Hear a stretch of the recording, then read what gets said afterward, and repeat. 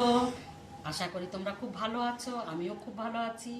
আমি বাজারে গেছিলাম, এই দেখো ইলিশ মাছ নিয়ে এসেছি। হ্যাঁ, একটা রেসিপি করব লাউ পাতা দিয়ে।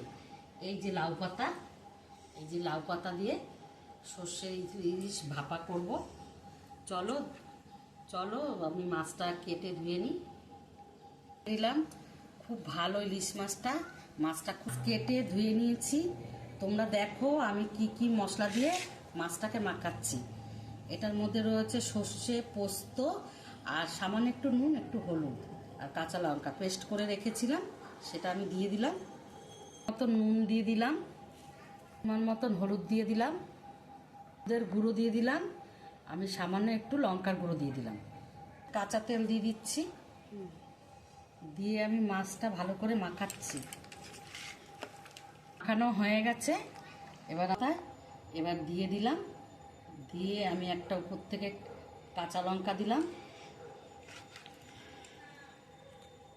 দিয়ে একটু সর্ষের তেল দিলাম,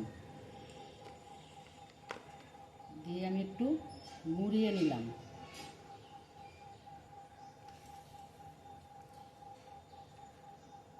মুড়িয়ে নিয়ে আমি এই যে ইলিশ মাছটা আমি লাউ পাতা করে মুড়িয়ে নিয়েছি। আমার ইলিশ মাছটা মোড়ানো হয়ে গেছে। এবার আমি কড়াইতে দিয়ে দিচ্ছি, একটু তেল দিয়েছি আগে।